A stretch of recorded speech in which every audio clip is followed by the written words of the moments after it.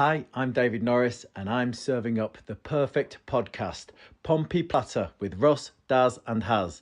Play up, Pompey!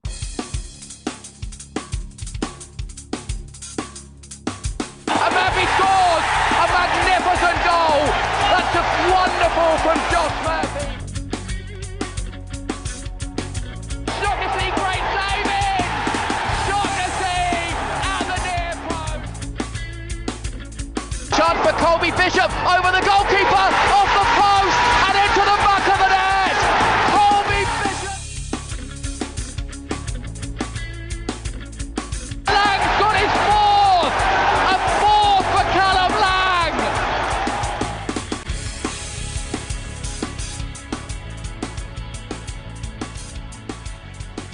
Hello and welcome to the Pompey Patter podcast. We're on season 2. This is episode 11. Boro suffer a Hyeok line and sinker. I think I said it right. As always, I'm joined by Russ and Haz. Hello, boys. How you doing? You all right? Yeah, not bad, thank you, mate. Yourself? Yeah, not bad, not bad. Yeah, all good, mate. All good. Yeah, good. Lovely stuff. Well, it feels like an eternity since we last spoke about like Pompey game and a preview. So we'll get straight into it. We've got the Middlesbrough review coming up. Then we have a double Leicester and Coventry preview. Harry's Who Am I? Daz's blind rankings, and then Russ's Taskmaster. And if there's anything else we can want to discuss, it's any other business right at the end. So yeah, so it's what was it, 2 weeks ago now? We played Middlesbrough at home, 1-0 win. Yeah, it feels like a lifetime ago to be honest. International Russ, break is just needs to end. yeah, At least next year they're combining the September and October one. I think they should combine them all. I'd rather have football back in August and September, then have in October, have a month off in November before they go on their mad December running, and then just have all the internationals done and then back to football. I think it's the other way around, right? So it should be end of the season. So you play the season all the way through from September. Don't need to start in August. It's just ridiculous. Excuse you, Russ. Sorry, dog barking. Starting September. You go all the way through. Easter weekend is the last set of fixtures, so you'll always be at home. Like you got your home and away, obviously at Easter, but you're like home and away really close together. So I think that makes it better. And then you finish the playoffs by the end of April, kind of into May. Then May is basically international month. Play all the internationals then. No one really gives a shit. But then you definitely would have to start in August because that's a lot of football, isn't it? Yeah, but I'd rather just even if and you also, do it your why way. would you not want to start in August? That makes summers go on even longer. Play the internationals all in one go, and then you've got like June for the World Cup still. I honestly think, right, whoever is in the last 32 or however this new World Cup works, just automatically qualifies for the next one. Yeah, I suppose you could do. Well, it's loads of different. The only problem is that they keep expanding the tournaments, which makes it worse, which makes more games. If they didn't keep expanding it, I think that would nip half the issues in the bud. But it's just boring. It generally balls the Panthers. These last 2 weeks have just been horrendous.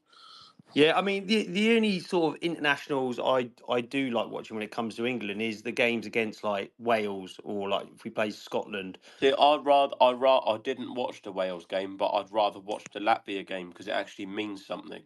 Yeah, but I mean, I suppose like as in if there was someone on it, but it's a bit like when you play even when you're playing Scotland and things like that in a friendly. I think it to me, and I think maybe to a lot of people, it does mean something because it's like you don't want them to get one over on you. Mate, Wales will never have that problem.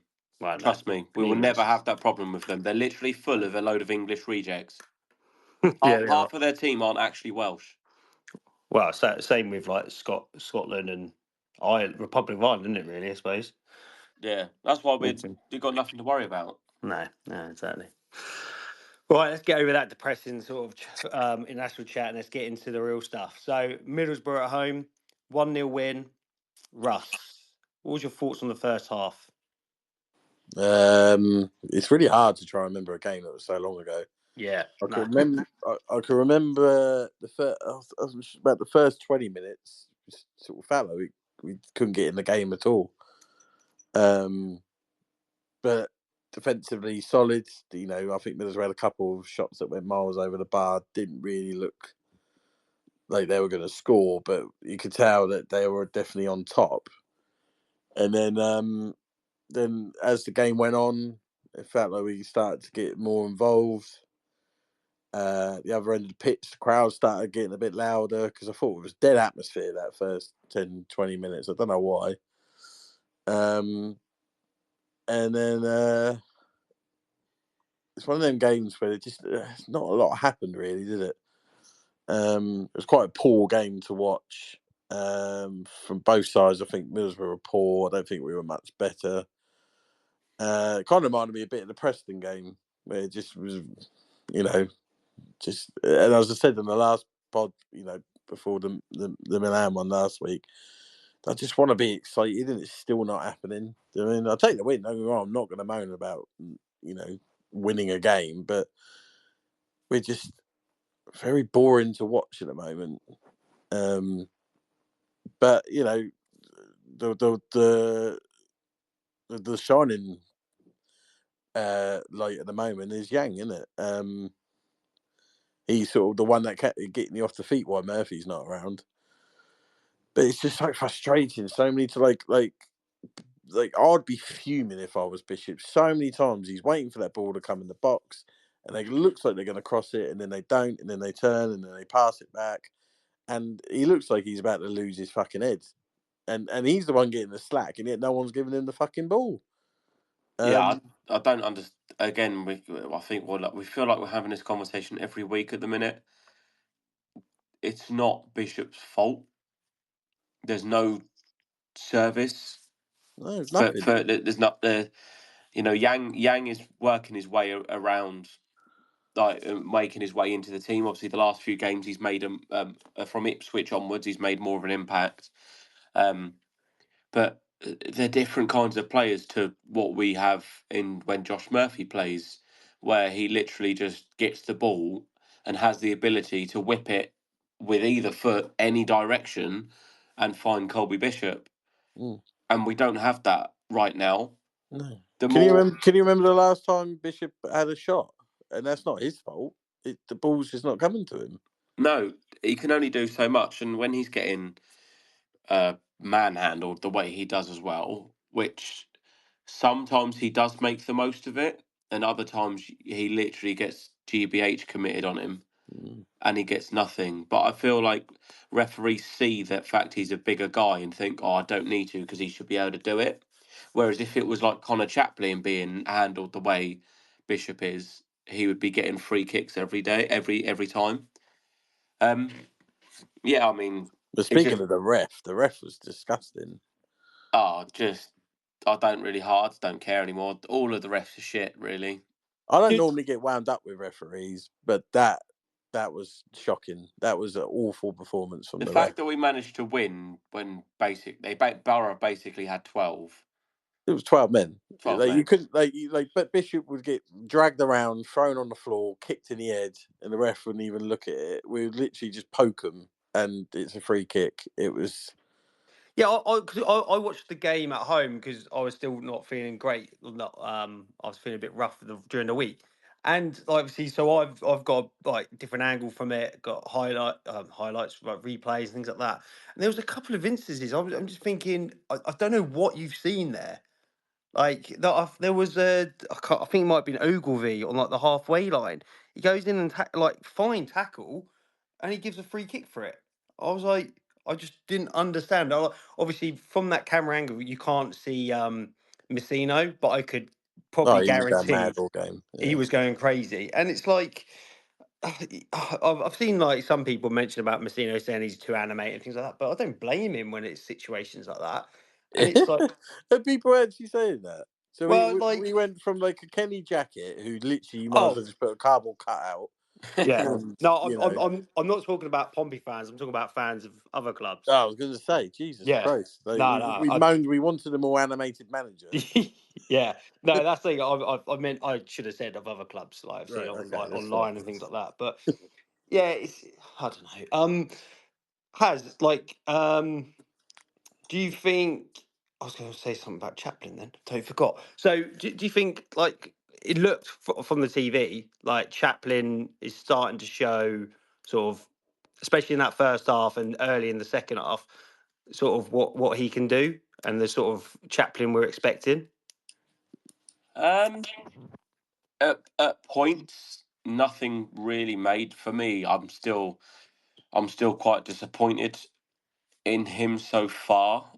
Maybe we were expecting a bit too much. I'm not quite sure. It definitely was his best game he's had so far, though, by a mile. Yeah. He should have scored 2 goals. He was unlucky with the first one. Yeah. Oh, yeah. But apart from that, what else did he do? Just threatening. Like sometimes it's not about what He had that shot in the first half and the shot in the second half. But if you Apart from scored both that, of them, he would have been man of the match, and everyone would be going, "Oh, amazing Chaplin." yeah, and a player of his quality should be scoring at least one of them. But the first one would have gone in. It was just good from them, wasn't it? I mean, I think it's just taking him some time to get used to the squad, and where kind of he's been moving about a bit. But he's out wide. I don't. Right. Sorry. Yeah. Well, this is why I'm saying, like, I'm not like just going to hammer him. I feel like we need more from him, but he's still getting used to the squad and the fact he's not playing in one position. Like, he's not just playing as the 10. He was then kind of shifted out wide. Is going to affect his rhythm and is going to affect how he's settled in. So it's not just a hammering. You can see the intent there, but it's just not quite clicking. Like, it's not ticking over enough quite yet. But do you think that's not like I said? I just find that's just us at the moment, the whole team. I mean, like it could it well feels be. like we're not clicking, and it's just we're very dull to watch. And before even Chaplin came, it was the same. But that's, I think, two reasons. One is because Chaplin is basic kind of our summer star signing. I think there's more like eyes on him. But also, yeah, we are a bit more boring to watch. That's partly down to the way we've changed that we play. We don't play that high press, high intensity, which is more kind of engaging to watch for a fan. But also, we're missing the players that we have that have flair. Callum Lang's out injured. Josh Murphy's out injured. Segacic has been on the bench the last few games, but you've also got Chaplin. Like, they're both their positions. They're both best in the 10, but you can only play. Why on But you earth are can we only play playing one John of them. Swift? Why are we forcing John Swift when you've got 2 better players to go in that position? I'm telling you, I've been saying it for a while in the group chat. I might have even mentioned it the last time. I'm starting to look at John. I know we won the game. Everyone could turn around and go, "Yeah, but we won the game." Swift was awful, and we didn't play well. Do you know what I mean? Like, why are we forcing Swift when you got a Chaplin and a Segacic? I can't understand it. Yeah, I'm like, especially from the first half, I'm not going to agree with you there, Russ. I think It's fucking wank, mate. but honestly, I thought, like, don't get me wrong, I thought in instances like John Swift still is not there, but I thought in that first half, some of the little bits he did, Mate, he I was lost the more. ball and didn't even bother to try and go and get it back. He just Things like that I understand is frustrating and the things that he needs to do. But with the moments when he had the ball, there was like him and I thought Yang worked really quite well down the left when he drifted over there. He didn't seem to drift over the right much. Maybe that's sort of something they're sort of like working on. But I thought him and Yang worked quite well in there together, like sort of. But the problem is with Swift is that because of the player we're getting, again, it's like Chaplin. We're holding them to a higher standard, and they're not at that yet. And that's not as in saying we shouldn't hold them to that standard. We should, because they're both experienced top end championship players. So they need to be showing a bit more. With the likes of Yang and players like that, you give them that little bit of extra sort of leeway. Okay, I get what you're saying, but okay. So we dropped Segasic against Watford, right? And maybe to give him a rest or whatever. He comes on, he does brilliant, he scores a goal. Surely he started the next game. I just didn't get it. But I also kind of see why Messino. It was kind of a surprise, but not that he didn't make any changes, because we were pretty shit against Watford, right? We stunk the place out for the majority of that match. And sometimes it's better to go, you lot are going to go out there again and you lot are going to do better. Like, you don't change it. You kind of force them to go out there and be better than they were. Yeah. It worries me that, we got to win with Swift started and he's going to start again on Saturday. Yeah. I don't want him there. Well, that's the thing. For me, like, I against Middlesbrough, I wouldn't have started Swift. Like, I would have had Segasic in there and putting him probably on the right, or having him and Chaplin interchange from that 10 and that right hand side. For definite, I don't see us we've been that bad, especially over the Middlesbrough and Watford game. Okay, I don't think we've been at it, and we definitely haven't. There's a couple more gears in there for us to sort of hit. But I think, I don't know whether we're going down the route of just trying to be a bit more solid. And then doing the old school Arsenal way, like 1-0 to the Arsenal, that kind of thing, which is fine if you're winning the games. But if it gets to the point where a team have scored, because I was worried when Watford went 2-1 up, because I was like, well, I don't think we've scored more than one in any of our games. But the good thing is that we came back against Watford. We should have won that game, but it's one of those things where it's like, well, that gives you a little bit of comfort to know that. I mean, we should be able to get more than one in any game, but until you get over that little hurdle, it's always in the back of your mind. But yeah, I don't think we've been that bad the last two games. We haven't been great, but I think there's so much more for us to do, and I think, hopefully, over this international break, we've been able to work on some things. But again, I think obviously when we're going to go up to Leicester, we're not going to be open and expansive. No way. At home to Coventry, maybe. Understandable. So we might be just very what's the word, like militant, and just sort of, I can't think of the word off the top of my head now, but kind of the way we've been over the last two games. But yeah, I mean, it's But that I understand. I don't mind that.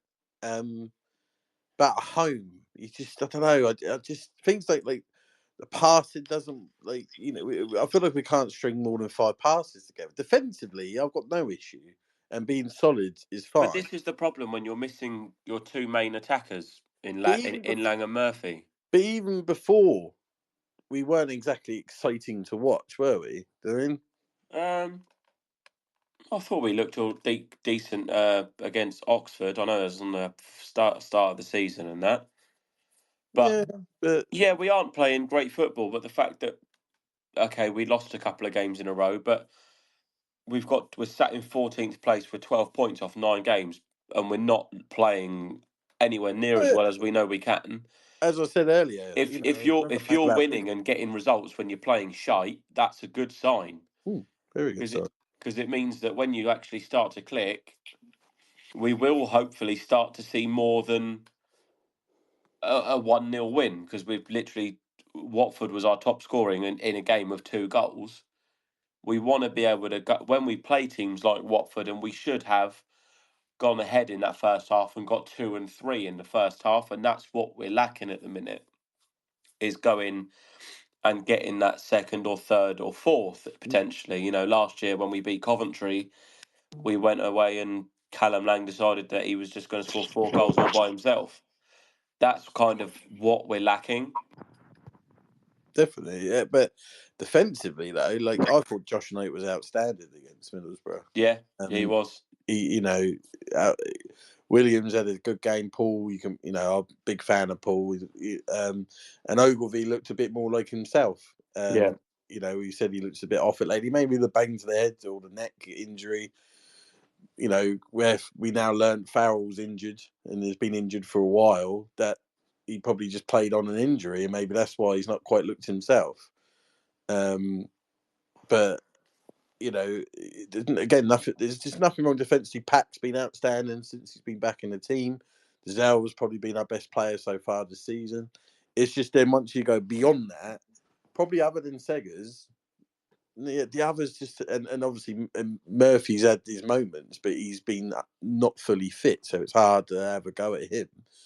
We just need a bit more from your Swift and even your Chaplins. Yeah, he was better, and I said that earlier, but like Has said, we still need that more. And Bishop, bless him, just get nothing, absolutely nothing, and it's just frustrating. It's frustrating seeing him frustrated because all he wants is him just to whip that ball in. And the only time we did whip the ball in, went nowhere near him. But luckily, Yang was there to smartly finish. Although you could probably say the keeper could have done better, but it was still another good finish. Similar goal to the one he scored against Watford. Mm. And that's the thing. I think I agree with you. I think maybe the keeper's probably kicking himself. But I think it's because Yang's taking it so quickly. He's hit it on the half volley, isn't it? And how he's hit it, sort of probably put the keeper off. But again, another great finish. Like Yang's just getting better and better, isn't he, Russ? Oh God, yeah. Like he's one of them where even against Oxford is like you could just see he had something. Like that was always my argument with Biachini is I'm not seeing anything. There's nothing there that makes me go, "Oh, give him time." Do you know what I mean?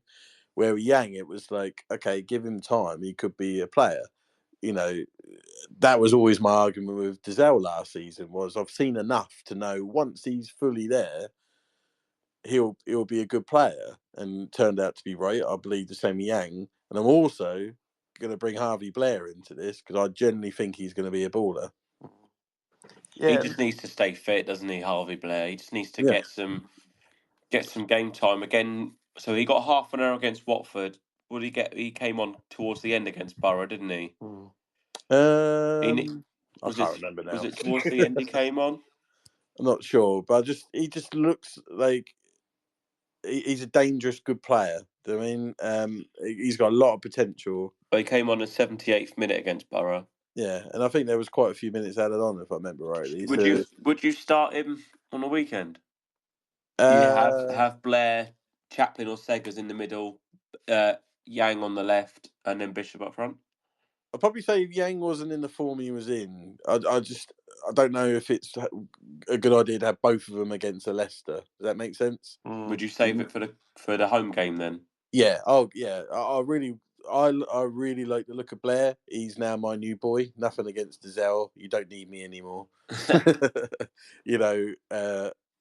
Dazelle needed that arm round the shoulder. I gave him that all last year. He don't need me now. Everyone can see how good he is. So Blair is my new boy, and Nice. and he's the one for me that I can't wait to see more of. And I hope he doesn't let me down.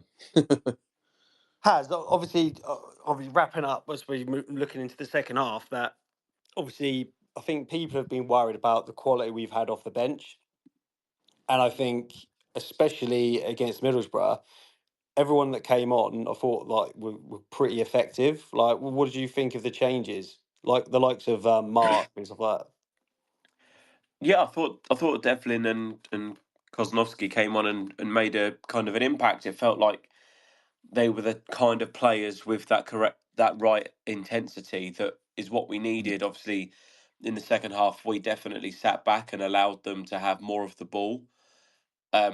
And with that, when we wanted to press, you needed some fresh legs in that midfield through Devlin and Kozlowski, and they provided that really well.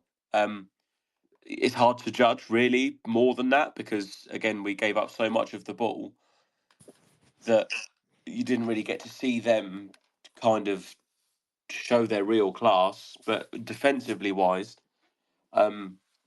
they came on, made an impact, and helped stifle Boro because although Boro had I think they had about 70% possession in the second half, just under.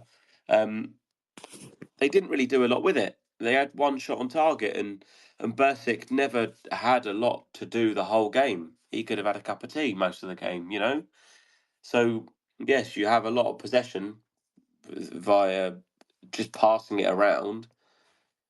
But if you can kind of do what we did, which is take the chance that you can have, and then, as we've discussed, is be defensively more solid than we were last year, especially early on last year, then you kind of setting up for a good change. And that's what we lacked, is a couple of games in a row where we kind of looked at the bench and thought, well, there's not a lot there. But with the likes of Blair coming back, Kosnovsky's now kind of coming into fruition as well and making more of an impact. Again, don't forget, he's only just come into the country, obviously joining for reportedly 1.2 million. He's coming, it's the first time he's played outside of his home nation. It's going to take him a bit of time to adapt and get used to it. So now we're starting to see that, and I think we're now starting to see his qualities as well. So I think we kind of were a bit confused by some of the substitutions. Was it the Watford game he made? We were a bit. Yeah, I think when it was a Watford game, it should have been Swift off Segasic. But then the Middlesbrough game, you could argue bringing on Kosnovsky and Devlin are the right kind of players. When you're 1-0 down, they can do the hard graft and defensively and get stuck in, but they'll also press for you and run like a headless chicken.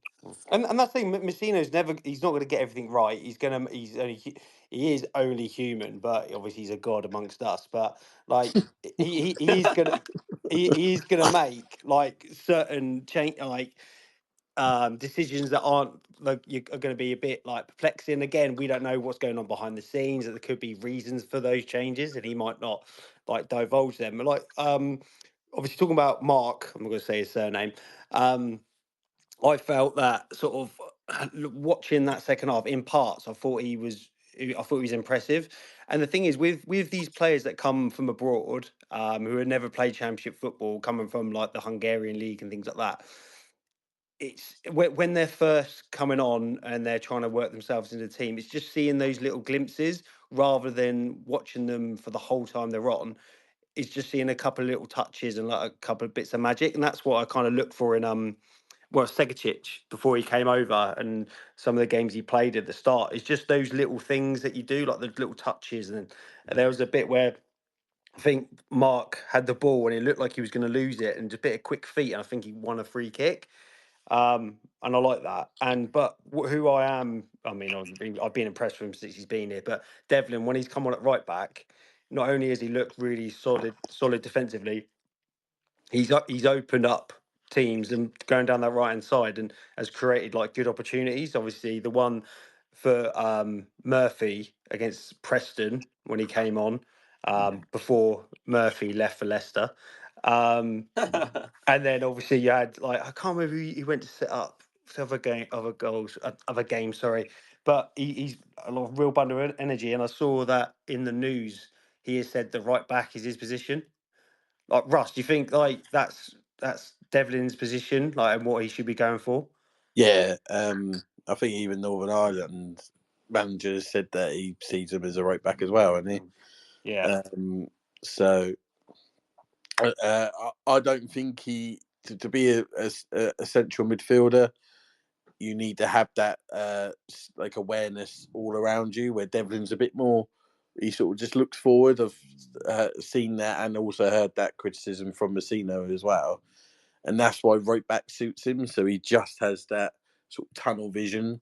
Yeah. There was a moment right at the end of the game where I think a couple of the boys were trying to get the ball off one of their players. He just come along and just smashed the ball and made sure he put the player on the floor. And that's exactly what you need in them moments when you're trying to hang on.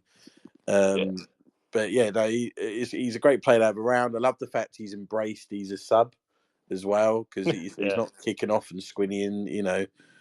Kosnovsky, I thought, I think he did more running in about 10 seconds than Swift did the whole game. And then, you know, you had Segasic come on. He was a bit quiet when he come on, but the ball never really went to him. It was seemed to be going more to Yang and Blair over the other side. The whole game, it seemed to be going more left. But then when I think about it, think that's the way we play anyway because of Murphy. And I think that's why Messina doesn't mind the Chaplin or Segasic thinking about it to play wide right, because that then allows them to drop more in the middle. So it's and then you have your Swanson, your Devlin, your Williams, who then sort of become that right winger sort of thing. You know what I mean? So yeah, I fully believe we'll click, and then we'll have one of them games where we finally beat someone like 3-4-0, and you'll be like, wow. You know what I mean? Yeah. But even on the bench, saying about the bench, LaRue's a good player to bring on. Swanson was there. Matthews, always looks good whenever he gets on the pitch. You still got Lang to come back. Murphy to come back. So for me, I know you still get some idiots on Twitter saying they don't think the squad's as strong as it was a year ago. When a year ago we only won a game. So yeah. I don't quite know. I don't know what they're going on about, to be quite honest with you. And Josh Knight, as I said earlier, just fitted in perfectly for me. He's made it like so nice to lose a player like Shot Nessie and not have to worry about him at all. Yeah. And also shout out to Bursic. Boy, he can pass. I think he's got a better pass than Schmid, but I'd still rather Schmidt in goal. Yeah.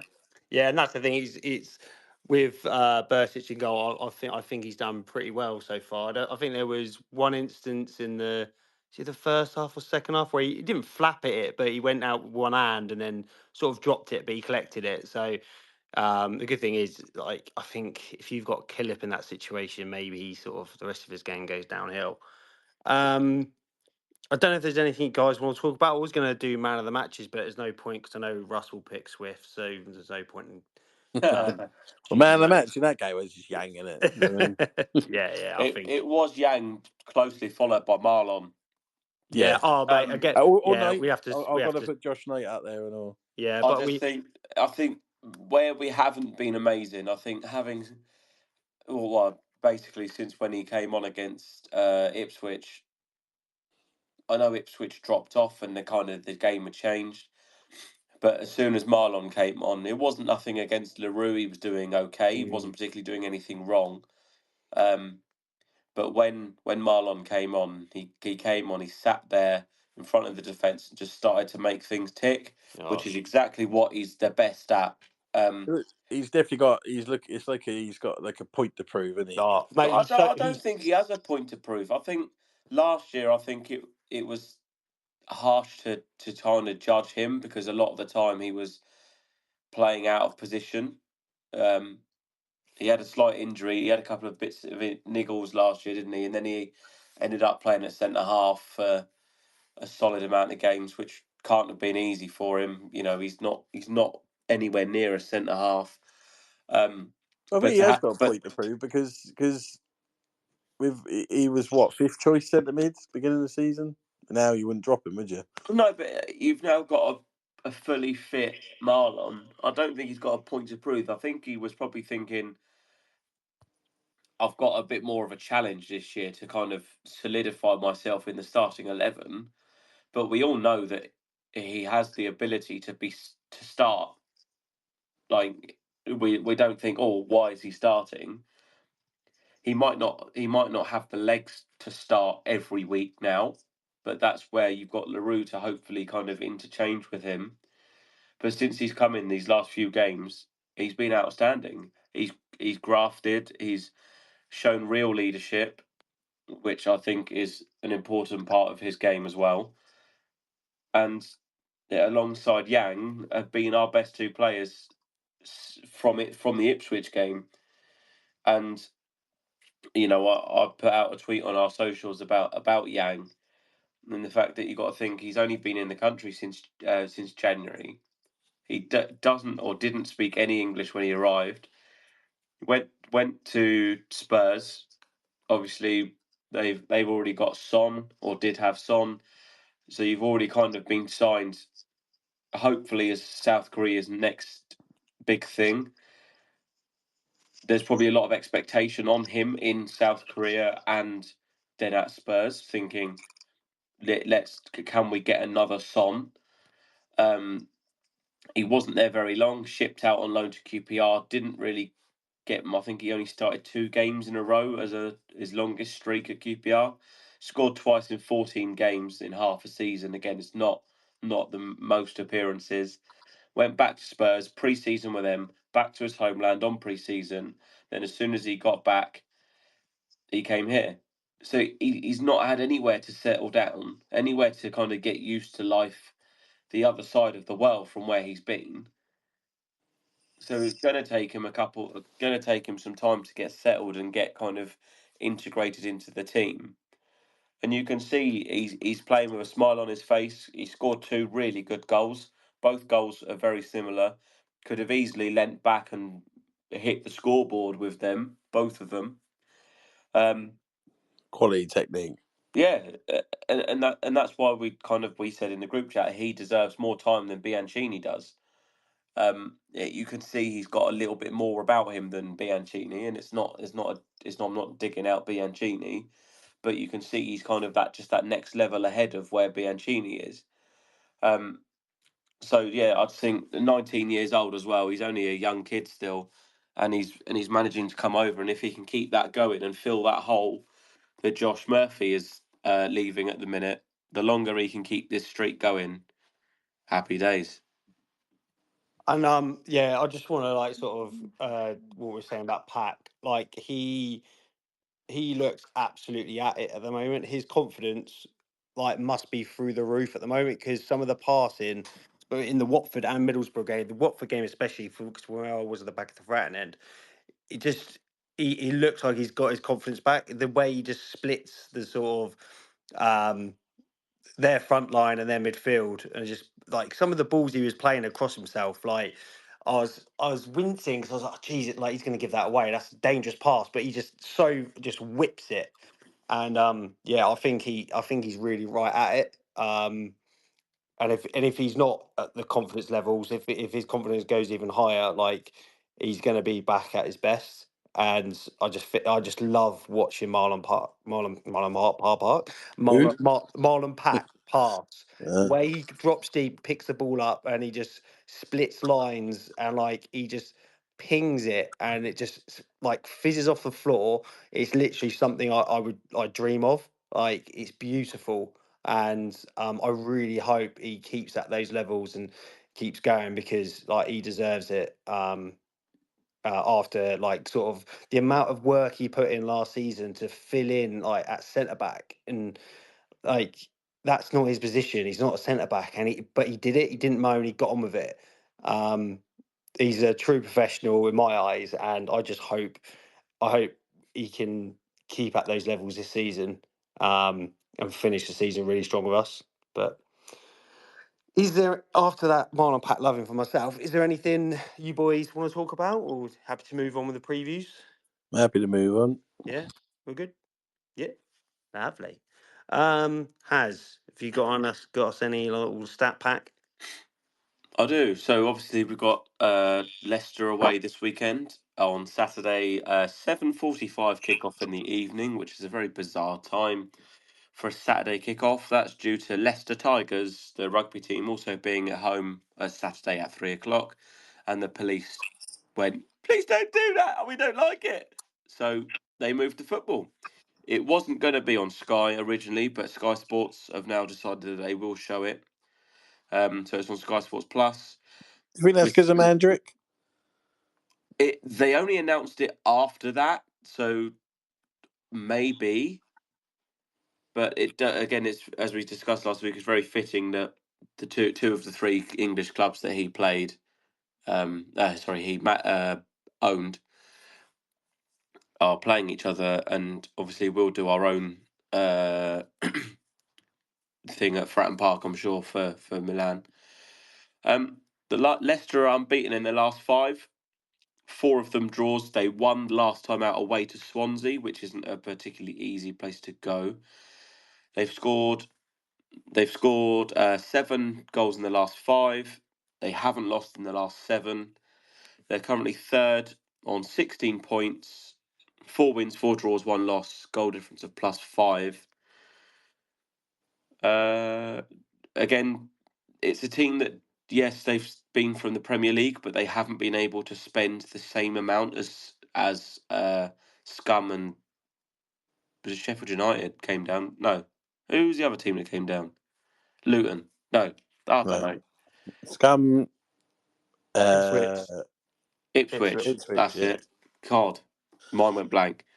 Yeah, so obviously Ipswich and Scum were able to spend a bit of money. Leicester obviously a bit more tighter with the old financial rules, so they haven't been able to spend as near as much, but they've still got players like Bobby De Cordova-Reid, Patson Daka, Yannick Vestergaard,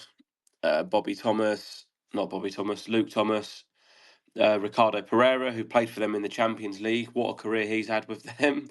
Signed when they went into the Champions League and is now playing Championship football. He's already got 2 goals for them this season. And then you've got Abdul Fatawu, who's their main kind of winger at the minute, who's got 3 goals and an assist.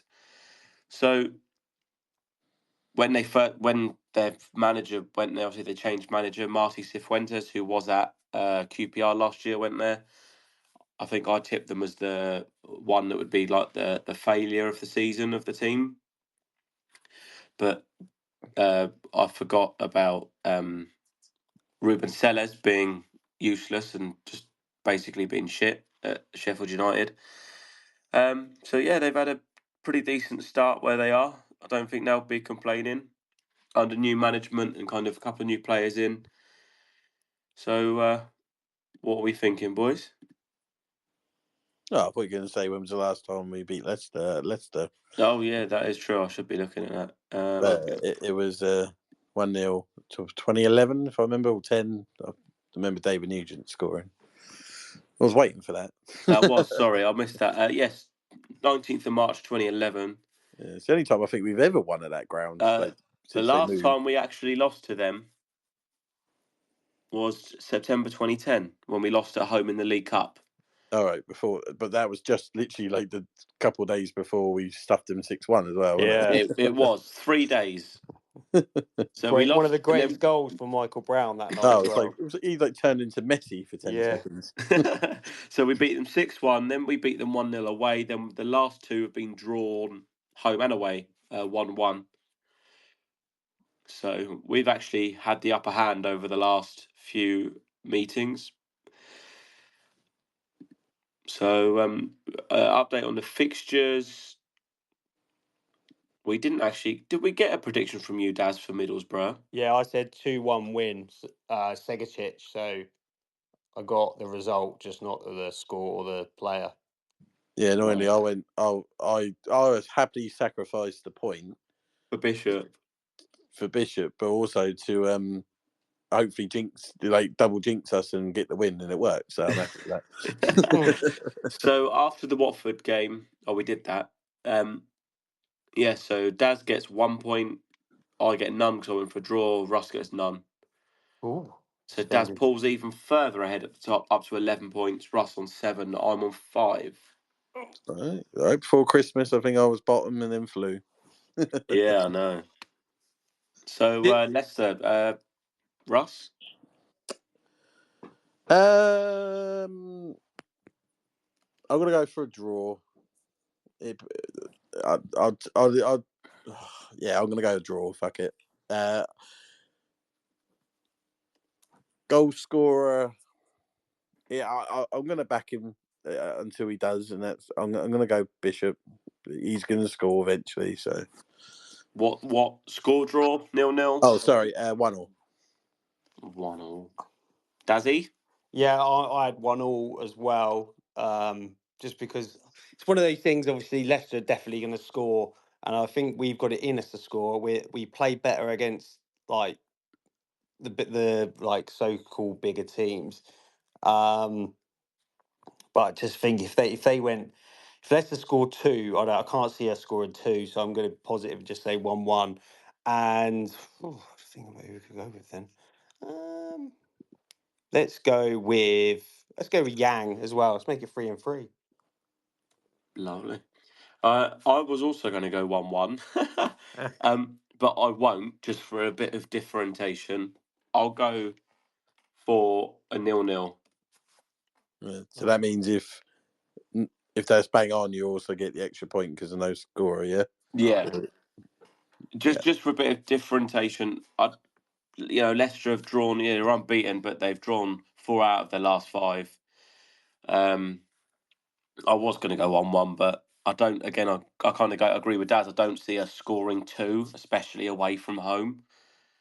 So I'll go for a 0-0 with that one. Yeah. Nice, and then obviously, following Tuesday, so next week we've got Coventry at home. Free score in Coventry. Yay!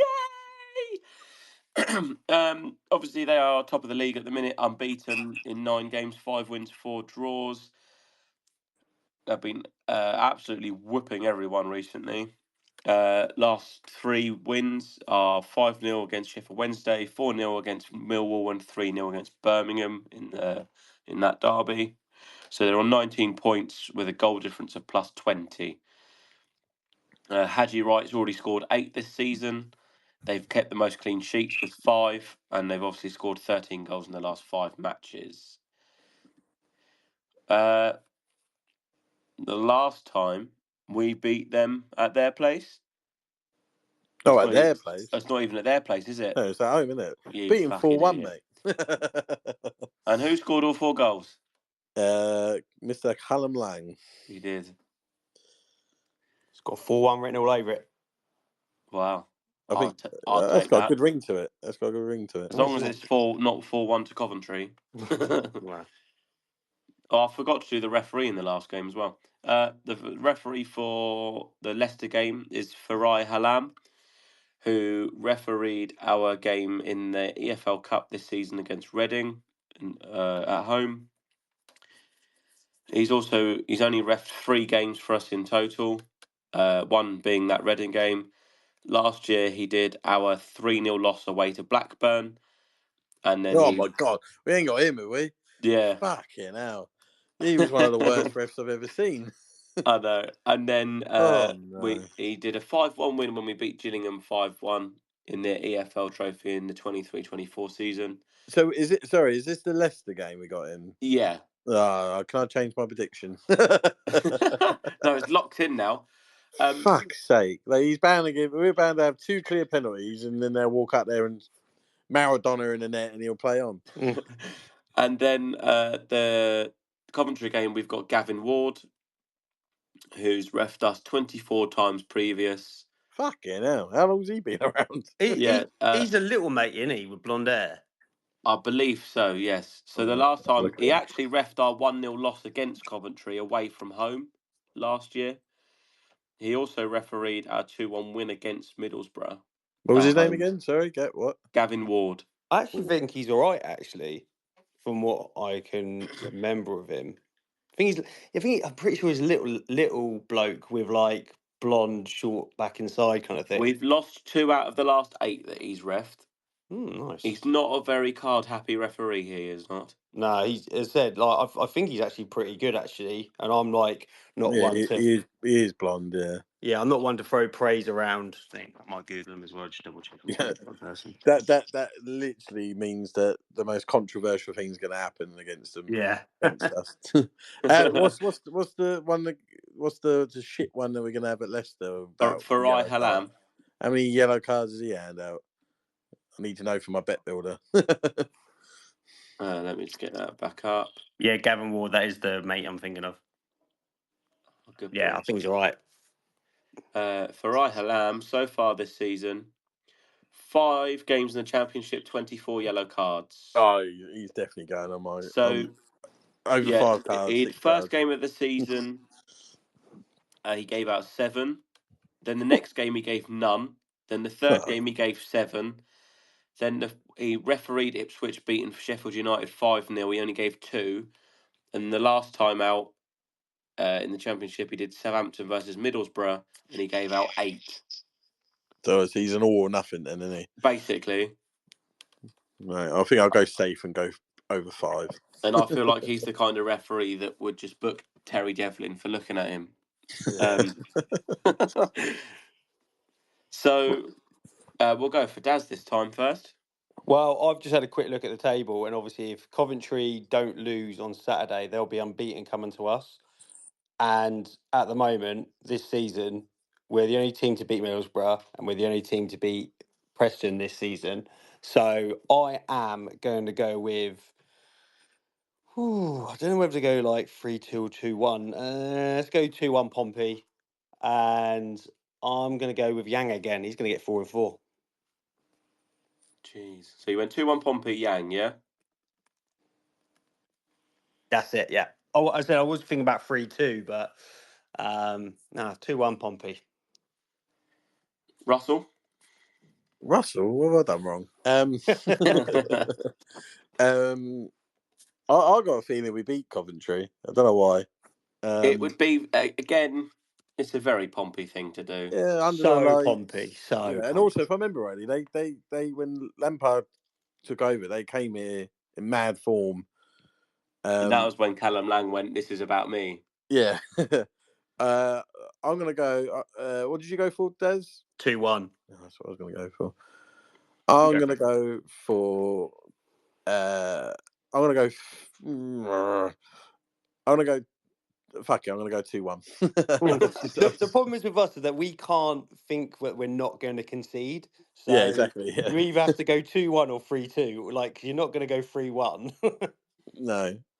So 2-1, and Seggers is gonna get a goal. Yeah. Lovely. I'm going to go for a 1-0 win. I know they've been free scoring, but I feel like why not? It'll be ever so Pompey to be the team that stops them. And we'll go for a cheeky little 1-0, and Connor Chaplin will score against his old team, and that'll be his first goal back as a Pompey player. Good shout. I like that. Yeah, very good shout. Yeah, yeah. Well, that's the thing. I just think that we seem to be better against the better sides. As we've always done better as an underdog, haven't we? Yeah. Well, we did Yeah. that last season, didn't we? When we lost to Luton, beat Leeds, lost to Plymouth in the space of like a week and a bit. So, where I was a bit apprehensive at the start of last season about us playing the bigger sides, I feel a bit more comfortable. There's less pressure on us, and I think it brings out the best in our players. So yeah, well, let's see how that goes. So before we move on to the obviously our little segments and stuff like that. Russ brought it up earlier about this time last year we still hadn't won a game. I just want to know how you guys are feeling now as opposed to last season. Well, we're in a much better position. We always felt that you needed to. We couldn't have a repeat of last season as the start, and I never felt we would. We're having 14 points on the board this early, after 9 games. 12 points on the board. Sorry, we're in 14th position. I think every Pompey fan would have taken it. It's just kind of, as in always the Pompey way. It's probably the manner of how we've got the points, as in no one probably. We probably shouldn't have beaten Middlesbrough on paper, but we should have trounced Sheffield Wednesday. But it's the other way round. You think if we'd actually beaten Sheffield Wednesday, we'd be up in the playoffs spots at the minute. And I know it's all hindsight and all look, if this was this, if your aunt was your uncle, but they're the kind of games, and it was Sheffield Wednesday especially, but also games like Watford, even Preston. Even though we won, we should have been going to get more. And Watford is Watford at home is the kind of game we should be winning, not dropping points at, if we want to progress and not just be, was it 16th we finished last year, 17th, not just finishing 5 or 6 points clear of the relegation. If we want to be, as Regan Paul said in his interview this week with Chris Wise and Andy Moon, is looking up rather than looking down. They're the kind of games we need to be making sure we get the full 3 points in, as well as springing a surprise in beating Middlesbrough 1-0 if we were to beat Leicester or beat Coventry. Again, it's a surprise kind of result that you take, but it's the games where we know we should do better in, is the games we seem to always falter at. and that's the only position I'd say we need to work on. But it's been a very positive start to the season. 14th place after 9 games, and we're above them, not down the road. Russ, what day do we wrap up the title? April the 14th. No, I don't know. Is that Saturday or is that actually? I don't know. Tell you what, if it is, I'm fucking quality. I'm going to have a look. There's not much more I can add to what Ad just said. He's hit the nail on the head, to be quite honest. Yeah, agree. Yeah, agree. So yeah, I mean, it's a lot. It's a much nicer position we're in at the moment. It's just not getting ahead of ourselves and just sort of. I know the old cliche, take it game by game, but it feels a lot nicer now. We're in such a much better place we are right now than we were this time last season. I mean, we've got a defence which is quite nice, so that's all right. It'd just be nice, and I'm not saying that's be every game, just to have one game that's a bit exciting to watch. Yeah, well, no, yeah, 100%, and it has to be like we can't go on playing the way we are. Like, we're not playing badly, but we're not playing like the sort of level.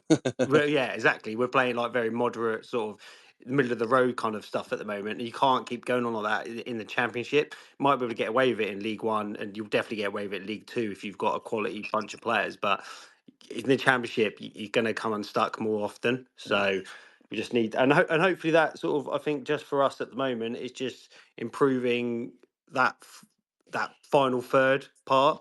I think up into the final third so far, we've looked good. So, I also think, like, with the players that have got to come back, especially attacking wise, obviously Colby is obviously always going to be your main striker, but there's no one else to give any variance at the minute. Waddingham's out. Kirk's not been fancied yet. I think, again, he's a bit raw still coming in. But overseen, I did big him up, to be fair. Yeah, again, he scored for the Northern Ireland under 21s the other day. So hopefully that will help him get him back into the fold of it. But then, no Murphy, but you've got Yang stepping up, no Lang. You need Sekacic and Chaplin to step up. Well, and Swift, as much as I don't want to play, as well, I hope he proves me wrong. Do you know what I mean? Yeah, no, I agree. Yeah. I agree, and hopefully that will come. It will come good soon enough. Right, so let's move on to our little segments. Who's going first? Because I know the. Oh, I'm going first. I'll be waiting a month for this moment. So, Taskmaster, I set Hassan Daz about 2 seasons ago. A task for someone, not for someone, for them to come up with a song for my boy Andre Giselle. You just said he's not your boy anymore, so yeah. But he's not my boy. BOI. He's still my boy though. So he needs a song. He deserves a song. So I've given these two the I don't know what you want to call it. The task. The opportunity to have this sung. Imagine your song sung at Fratton Park. It's definitely not going to be. You never know. But there was a couple of rules. One that had to be an actual song, which didn't get the memo. And Daz got the wrong player. He thought it could be anyone. So it didn't go down well the first time. But now they both understand the assignment. Haz, I'm going to come to you. Yes. Okay. What's the song? What is, so I know get the song in my head. Dreadlock Holiday by 50cc. Cool. Okay. When you're ready. Oh, here we go. He will keep your midfield tight. He can pass to the left or the right. He will score bangers from outside the box or score tap-ins against the Ox. He went up north and nearly signed for the Steel Blades. Instead, you'll find him down at Clarence Pier in the arcades. I don't like Andre. I love him. I don't like Andre. I love him. There we go. Mate, you know what? I fucking love that. I'm not even just saying it either. That is fucking quality. I can even see, like, that's like, I can hear that. Don't get me wrong, unfortunately, the Fratton end won't ever sing it because it's more than about 5 words. Yeah, but, of course. But that is a problem. That's the sort of thing. Like, have you seen like this "Hibs Away, Aha"? Like, you know, you can proper hear that as a chant. I mean, I like it. Daz, you got to like knock this out of the park now. Just give it to Russ. Pressure is on. Nah, mate. The thing is, after what I did last time, and I like tried to change it, I've literally just put Andre Dazell's name in a couple of lines of the next song. Because what I thought it was, I thought, I'm going to keep this really nice and simple. As you said, like with the frat and end, it's not going to like more than 2 words or whatever. And also, because I know how much Russ loves Dazelle, I thought this was very apt. And I'm pretty sure he would be singing this to Dazelle anyway. So it's Mysterious Girl from Andre. I love it. Love it. And literally, all I've done is put his name in twice. So that's all you're getting. It goes. For fuck's sake. And also, if the bit I can hear already. Mysterious Girl, Andre Dazelle. Yeah. The bit I'm doing in the middle is something that, you know, when the English national anthem goes and people do the no surrender. It's kind of that. You can say it in the middle if you want. Like some fans might do, some fans might not. But anyway, all it is very short and sweet. It's Andre Dazelle, I want to get close to you, so close to you, my baby. Oh, Andre Dazelle, move your body close to mine. Come on, move your body. Come on, move it. Love it. So, boys, top marks for both of you. Yeah, I think Russ has definitely won that. But, yeah. But yeah, no, I See, appreciate I it. think mine is better, right? But Daz's is more likely to be sung in the Fratton end. Yeah. It's, if we were like Man United and have like long songs, or Liverpool, has been sung. Like I could see that being sung at the Cop end, but Daz's is definitely more Fratton end because it's easier, and our fans have clearly got enough brain cells. Because one of my favourite songs we sing is Regan Paul's, but it never takes off because people are like, I can't be bothered to sing that. Yeah. Well done, both of you. Cheers, mate. So you got another task next week. Well, let's do it. So I want a quiz at me, boys. Yeah? I want to quiz at you. Yeah, I want you to do me a Pompey quiz. So you both got to find questions and obviously answers about Pompey.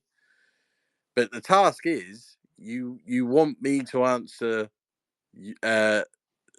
yours wrong. That makes sense? So you actually want to me to get yours wrong. Because if I said to you, you have to get it the most right, you're going to give me the easiest questions of all time. Yeah. You see what I'm saying? But also, there's some strict rules. Is in like, don't make it ridiculously hard to the point of what year was, what month and date and year was Robert Prozinski born, or something like that. So it needs to be. What day did they introduce Rich Teas into the referee's room? Yeah, do you know what I mean? Like, so it needs to be a Pompey quiz. Obviously, make it difficult, but not stupidly difficult. Has. All right, so that's your task. What do you want to do? 10 questions each? Fine. Yeah, 10, yeah. Cool. Yeah, okay. All right, that's your task for next week. Lovely. Cool. Shall I do mine now? Because we always finish on Harry's Who Am I? You should know this. I do. Always finish on Harry. Harry, who am I? Sorry, just how I like it. Yeah.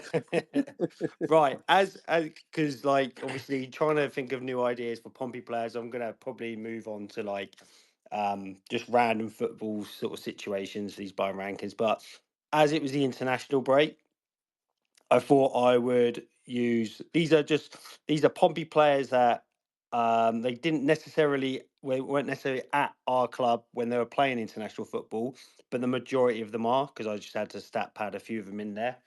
So Haz is going to go first, and he's going to have England players that have played for the home nations. Again, I had to put in players. Obviously, I knew that. England players that have played for the home nations. Yeah, I know. I was just like, sorry.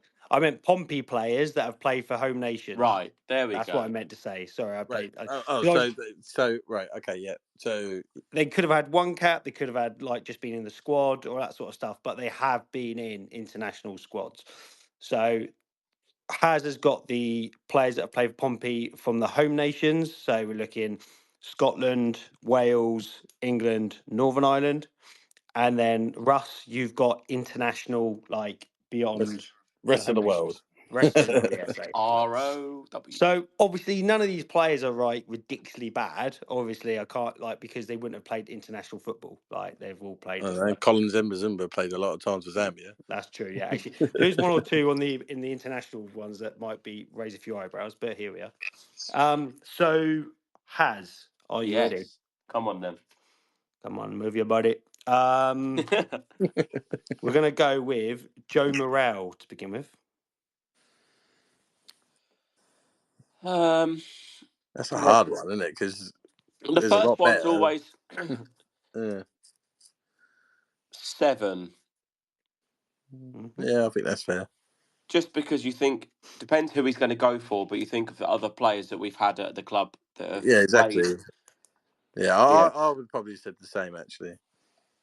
Peter Crouch. Yeah, there you go. Yeah, see. 2.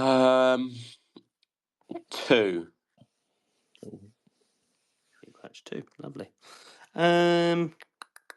Sol Campbell. 4. So are we rating on this how we like them, or yeah, it's just wherever you'd put them. I'd have quite happily stuck him 10 then. Yeah. Or we're doing it on actual football ability. Well, it's basically wherever you want to put them. I suppose. Yeah, it's wherever you want to put them. Really. Next one will be. I'll put him in twice. Okay, that doesn't matter. Next person is Paddy Lane. Sorry, Paddy. 9. And I loved Paddy. I thought he was a quality player. But sorry, mate. Next one up is Glenn Johnson. Oh, 3. 3. Feel like I'm setting myself up for failure again. I don't know. I think you're doing all right, actually. Yeah, I think you might be doing all right. Terry Devlin. Says 8. 8. Just because he hasn't really played for Northern Ireland enough yet to be above Joe Morrell. Joe Morrell went to the, he's played in tournaments and stuff. Yeah. David Nugent. 5. As you lot said, David Nugent is an international. Was he one of the one cap people? Yeah. He's 1 cap, 1 goal, and he stole it off Jermaine Defoe on the line. Great finish, to be fair. He literally was just about to cross the line, and he went, nah, I'm sorry, but today, if you think this might be the only chance to play for England, every single one of us is stealing that. Yeah. 100% do not blame the bloke. Matt Ritchie. 6. So I've got 1 and 10 left. Yeah. Oh, love it. It's like 50p or 100k on Deal or No Deal. Yeah. What was that? 6? I don't think he'd been doing all right. Last 2 are David James. Gonna have to stick in 1. And it ain't gonna be many more that are better than JMO. No, you've done all right, because the last one would be Gavin White. Perfect. I've absolutely smashed that. Yeah. David James, Peter Crouch, Glenn Johnson, Sol Campbell, David Nugent, Matt Ritchie, who's JM? Joe Morrell, Terry Devlin, Paddy Lane, Gavin White. Yeah, it's a good one. Absolutely smashed that out of the park. It's a good one. What a night. I'll win the chant and I've won the blind rankings. You smashed that, mate. Yeah, it's decent. Right, so Russ, the world. I've got more of a pool here, haven't I? All over the world. Yeah. So let's start off with Paul Hall. Oh, I love Paul Hall. But there's so much better than him. Ridiculous. We've had a lot of good foreign players who have But played for has that Daz country. included them, or will Exactly, he lift that's you what I up? mean. So just because of my love for him, he's going 5th. He probably should be lower, but I love him. So Quality winger, proper winger. Let's go Sully Montari. Oh, this is what I mean. This is hard. I'm gonna. It probably should be the other way round, but I love Hall more than Montari, so I'll put Montari 6. I still think there's gonna be better. Next one up is Sully Montari was 6, wasn't he? Yeah. Next one up is Nadir Belhaj. 4. I love Belhaj. I don't know about you two. Yeah, I thought it was quality. That goal against Scum was beautiful as well. Just see you later. Luke LaRue. It's harsh with LaRue, isn't it? Mm. See, they qualified for the World Cup, haven't they? So. yeah. But he didn't go, did he? He wasn't in that squad. No. I don't know why. I don't know if it was Maybe he's not played enough. or club request. Yeah. You know, maybe they politely asked, or not sure. Maybe he's injured. Yeah. ACL. I'm gonna have to give him 10 just because he's not been here long enough. Yeah, that's fine. That's But understandable. Mr. LaRue, that's nothing personal. Let's go for next one. Yoshi Kawagachi. Yoshi. Yoshi. It'll go 9. 9. Then we've got Fitzroy Simpson. Oh, another one I loved, but not as much as Hall. Not as much as his cousin. Yeah, right. Jeff Harris's favourite person in the whole world. Isn't it? Yeah. Is it 8 and 7 I got left in the lower part? Yeah. I'll go 7 then. You're banking on he's going to put some decent people in But he there, hasn't. aren't you? Well, I've got Belhaj up there. Yeah. Robert Prozinecki. There we go. There we Number 1. One. In terms of foreigners, he's definitely number 1. Yeah, that's up there, to be fair. Jamal Lowe.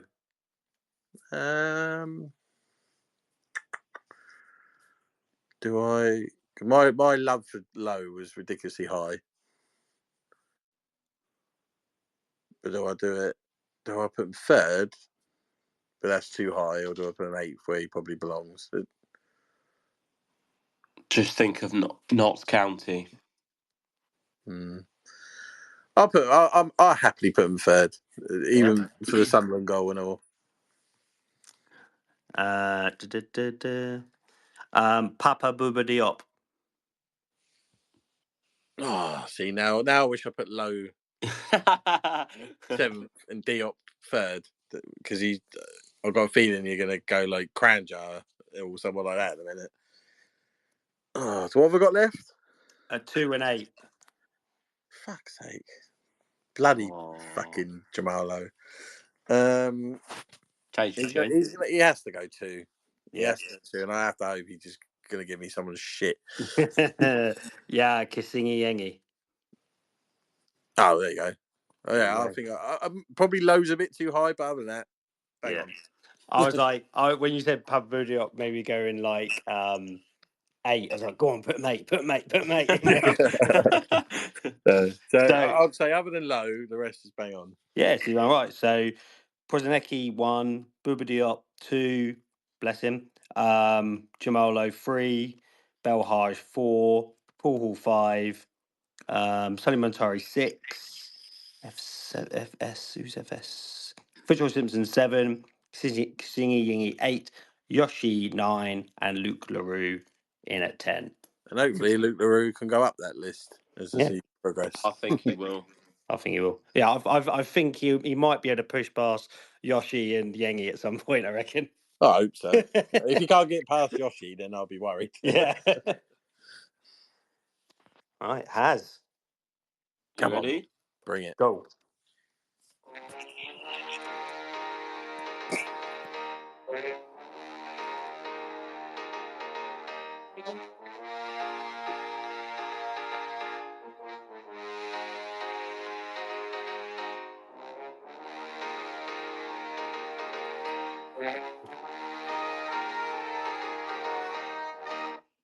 There we go. Right. Where are we? There we are. Episode 11. Clue number 1. I've played in France, England, Turkey, and my home country. France, England, and Turkey, yeah? And my home country. Oh, And that is... Jake Jervis. I'm not going to be telling you that, am I? Did you just guess, Russ? Yeah, Jake Jervis. I completely forgot he played for us. I only went in because I know he went to Turkey because we were trying to sign him and he went there first before we then eventually did sign him. And then I thought he's such a journeyman, he could have gone to France. So where's he played? France? England, Turkey, and his home nation. I didn't listen to the question properly, did I? Nadir Belhaj. Good shout.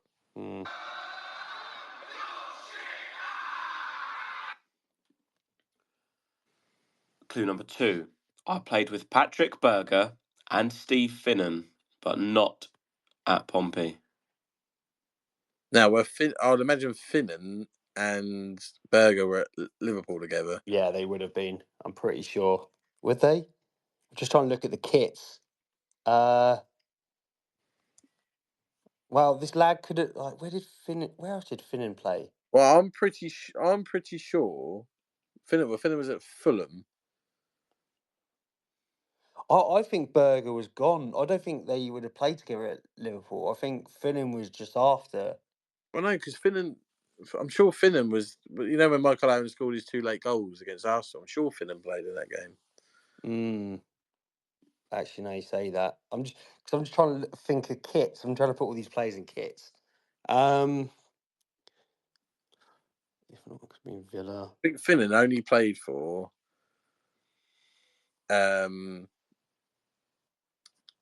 Fulham, Liverpool. We got him from Espanyol, and then he retired after us. I'm sure he did. So who have we had from Liverpool around that time then? But then, as you said, he might have came after Berger. Did we get Berger from Liverpool? No, we got him from Villa, didn't we? I thought he went to Villa from us. Yeah, he went to Villa from us, didn't he? Yeah. Yeah, because obviously he scored in the first season of Premier League against Liverpool, wasn't it, in the Cup? Oh, no, it is. Go on. Is it Milan Barros? Yeah, great one. Nice. Then I was trying to think who's played for Liverpool. It didn't take long, and Pompey. And then I remember he was at Lyon, and I'm sure it was Galatasaray, wasn't it? Not sure. Was it Galatasaray or was it Fenerbahce? Galatasaray after us. Yeah, I thought it was. Yeah. And the last clue was... We loaned him from Lyon, didn't we? We did. The last clue was Portsmouth are the only team I didn't score for. Yeah.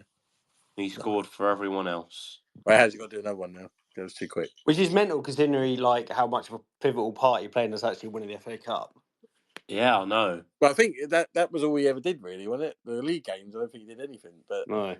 FA Cup wise, he was, he won us the penalty. Then probably should have scored, but he managed to get Carney the tap in. Yeah. Although it would have been disallowed now, wouldn't it? VAR with his handball. Isn't it mental the players we had at that season? Fucking hell.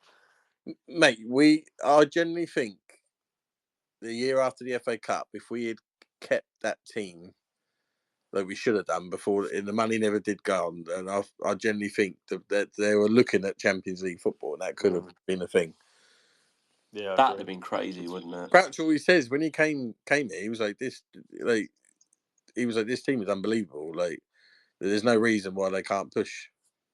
Well, they literally, the players were talking about getting in the Champions League. That's what they were thinking. And then obviously they didn't realise what actually was going on.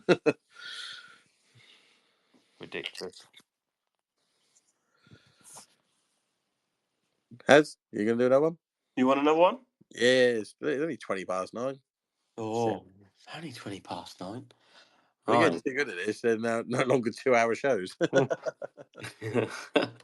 Right. Clue number 1. Actually, we'll change that. Daz, number between 12 and 18. He's got to do his own work. 14. Lovely. Right, clue number 1. I only played in 2 countries. I only played football in 2 countries. Neither of them were my home country. I mean, that could have been. He could have been Welsh or Scottish, and played in the Welsh and Scottish leagues. Just being a player that came through an academy like a Fabregas. I know he went back to Barcelona, but he came through Arsenal's academy in the end, didn't he?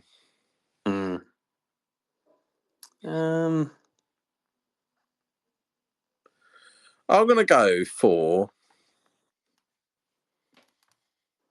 Asmir Begovic. I was thinking that.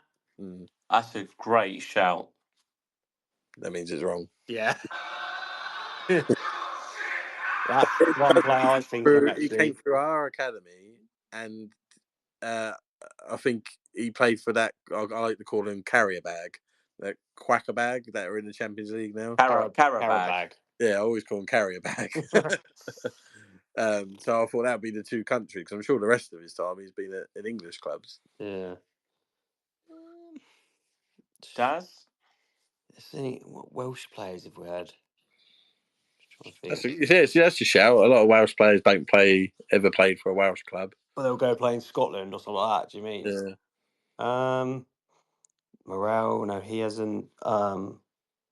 Kit Simons? He's not played up that way, is he?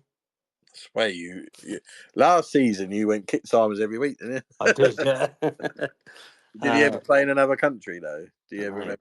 I'm gonna go with Carl Robinson. Because I don't know if he's played Scotland. No.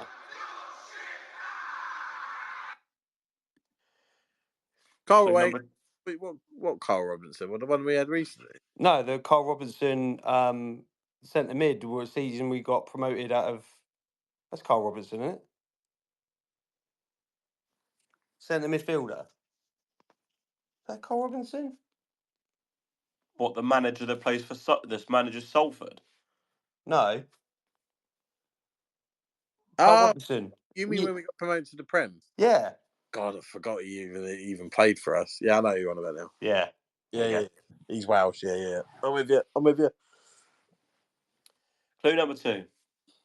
I signed a 2-year deal with Pompey after being initially on trial, but failed to make an appearance for the club.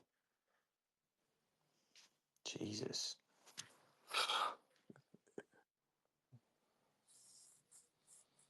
So he's had a trial and he signed a 2-year deal. And never played. This could be anyone from that dodgy season in 2013. Yeah. I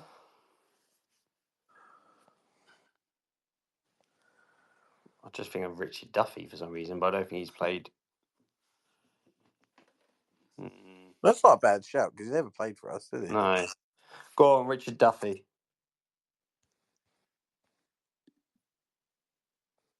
Have.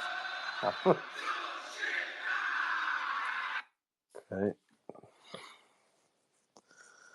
My name is Jeff. Sorry, didn't mean that. Yeah, but he didn't. Just trying to think of. So he's obviously not an academy player. Trial, but never played for us. But given a 2-year deal, you don't normally give a player. You don't plan to play a 2. You normally give him a year, don't you?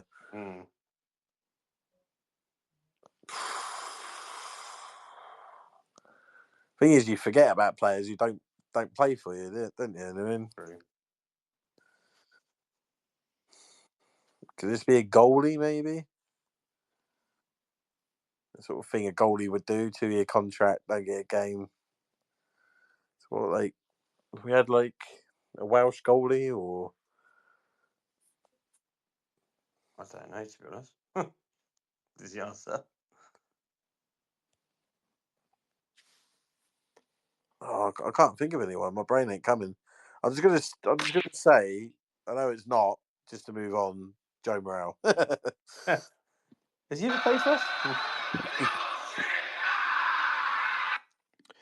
Clue number 3. I was sent on loan to Oxford alongside a fellow teammate. We both only made 4 appearances each for Oxford. Do you know what? That rings a bell. The fact they only made 4 appearances each, you don't think this is like back in the day where you could send a player on loan for like a month? Do you remember that? Yeah.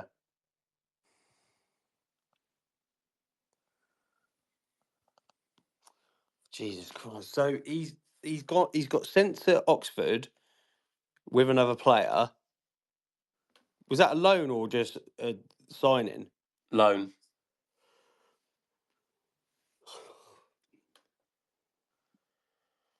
Jesus, I don't know. This one's got us.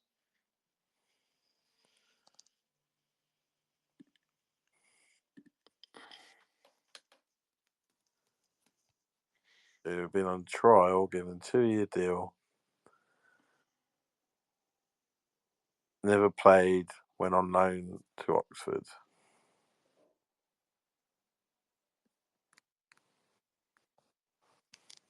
Yeah, I don't know. So this is either when like we're in the Premier League and we sent players out on loan to like an Oxford, or this is back in like the 90s where you could send someone out on loan for like a month, and that's why they only played 4 games. Yeah.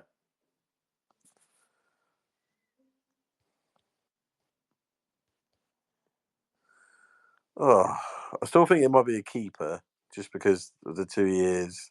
It's a weird contract to give a player you don't play. Yeah. Just trying to think of either a foreign goalie or a Scottish, Welsh, or Irish goalie. I mean, this one's definitely got us. Can't see us getting this one.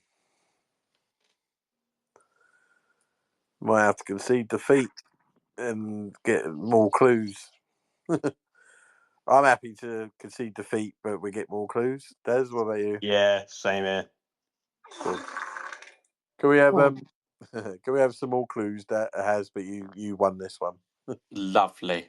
Things come in threes, don't they? Wow, I haven't got a lot. Well, okay. So, is it a goalie? Yes. I thought it would be. Okay. Are they British? No. Oh God, Jesus! What foreign goalies have we had? Is this in the 90s? No. Noughties? Yes.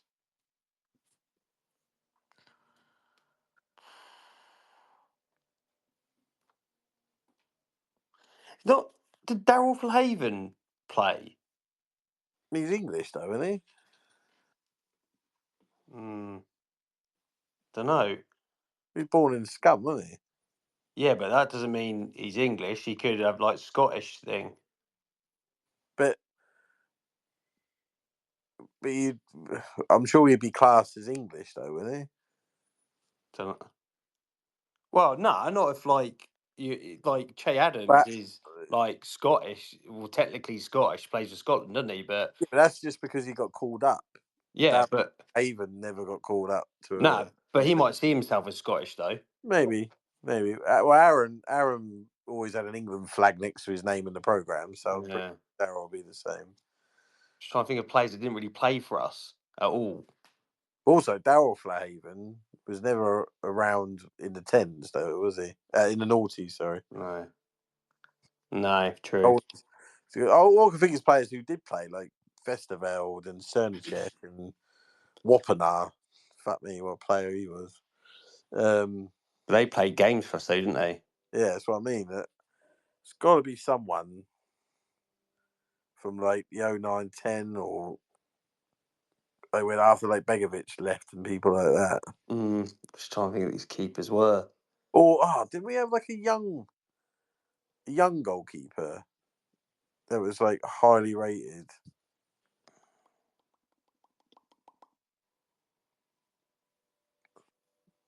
I don't know. I'm done. Can't think. It could. Is it not Antiniemi?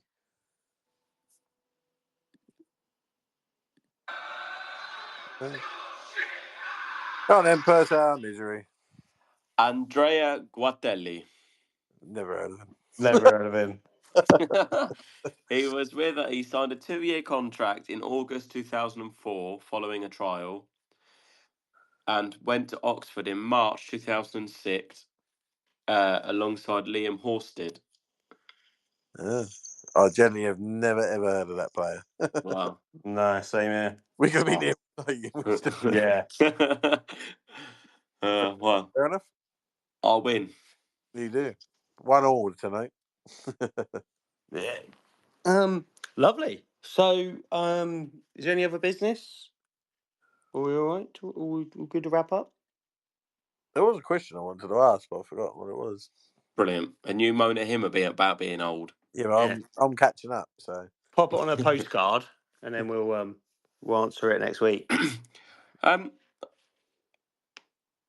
was going to say something too, and I was like, I'll say that in any other business later, and it's gone. Well, I wanted to bring up. It was definitely something like something to do with like around the Mandrick times, but I can't remember what it was now, so just have to leave it. Something I think it was that Neil brought up last week that I wanted to expand on, but it's gone. Oh, I've remembered what mine was. It's England related rather than Pompey related. Yeah. When we played Latvia the other day, Lee Dixon brought up the fact that why is no big club coming for Pickford? Yeah. And it's upset all the Evertonians because And I think the way that Lee Dixon meant it wasn't meaning that they were a small club. He was meaning like a top 6 or like a constant, like a European challenging Premier League team. Like, do you think Pickford would be good enough for that, or do you think like Everton is kind of where he is? Like for England, he's never really failed us. But why wouldn't a Man United, a Chelsea, a City, a Spurs, Arsenal? Why would none of them have ever come? Like, none of them have ever gone in for him. I don't mind an England goalkeeper not exactly playing for like a top 4 team and stuff like that, because I want them to be tested every week, and I think at Everton they're like starting to turn the screw a little bit this season. I think they'll be all right this season, and I don't think with keepers it really sort of. All the keepers in the Premier League are good. Well, apart from the only ones Man United ever get nowadays. But yeah, I don't know. Speaking of Man United, I work with a Man United fan, and I always used to say, I don't get why you don't go and get Pickford. Just don't get it. Like, you'd rather him than what they got now. So, or Anna, it has baffled me over the years. I always think even Spurs is a club he could have gone to at certain points. I'd rather have Pickford than Vicario. Exactly, that's what I mean. But maybe, especially considering he signed another contract, maybe who knows what's happened behind the scenes where clubs, I know they're not supposed to tap up players, but they do. By getting going to their agent, would they be interested? And maybe Pickford's like, I'm just happy to be at Everton, and I'm happy here, getting regular football. The limelight's not on him. As soon as you go to Man United, the limelight's on you, isn't it? I mean, I think it's maybe more down to the player than clubs, because I just don't get why. It makes sense. Pickford also, he can play with his feet, which is how their manager wants them to play. Yeah. So it's like, surely you go and get Pickford, but there we go. Yeah, it's a good debate though. yeah. Speaking of England though, what do you think of? I really rate Morgan Rogers. Yeah, he's a nice footballer. He's put his name in the hat, hasn't he? Unfortunately for him, you've got Bellingham, you've got Palmer, you've got Foden, and then him. I would have Rogers over Foden at the moment though. I would too. At the moment, Foden's Yeah. quite easy to turn that around in a month or two. What do you think of as well? I was listening to TalkSport and they had Ben Foster on, and he was saying he would take Jordan Henderson not to necessarily play, but as like an experienced head, because it's quite a young group, and just having someone with that kind of experience around, like alongside the likes of Harry Kane and John Stones and Pickford. Yeah, Is it worth taking up a space for someone that isn't gonna play? Like, yeah, I think now, because it's 26 the squad, isn't it? I think so. I think you can afford it now. I think when it was like a 22, 23 squad, that would be daft. But you're never going to play 26 players at a tournament. Yeah. You got. There's no. I don't. People kick off about it. I'm not a fan of Henderson, but the fact that managers always seem to bring him in shows you that he obviously offers something off the pitch. I think maybe next international break we'll do our England 11. Yeah. Why don't we do it in November? World Cup squad or something like that. Yeah, do World Cup squad then in sweet. November, and then we'll compare it when we do our World Cup special next year. Oh yes, we're definitely. Are we definitely going to go and do a pod? Carry on like doing pods during the World Cup? Only if you pay for us to go to America. Very good to me. Well, we need to get some more listeners in, don't we? Yeah. Tell your aunts, your uncles, your dog, your cat. Just put on repeat, just so it gives us more reviews. But yeah. So I think that's something that we've talked about before, and we haven't. Yeah. Maybe not necessarily every week or whatever, but just doing like maybe even if it's just after England game. Yeah, after England games or whatever, just to have something to do over the summer, really, isn't it? It is. So we'll turn into England Patter podcast for a bit. Yeah. Lovely stuff. So is that it for boys? Anything else? No, there is something else, but I generally can't remember what it was. So if I remember it, I'll bring it up next week. I'll put it in the group chat, so then you've got to remind me. Lovely. Just safe travels to everyone going up to Leicester on Saturday, including myself. It's a late one. Oh, you're going, are you? Yeah, I'm going, yeah. Lovely. Safe travels on the way back, because it's not going to be till about, 1 a.m. by the time we all get home. But it'll feel all fine when we come back with 3 points. So. Absolutely. When we've seen Regan Poole with a bicycle kick to win us in the 93rd minute. Take that. So safe travels for everyone going up, and see you there. And also see it Fratton on, is it Tuesday or Wednesday the game? Tuesday, isn't it? Yeah. Well, I'll be there on Tuesday. Hope not Wednesday. But yeah, stay safe, people. See you next week. Be up the Blues.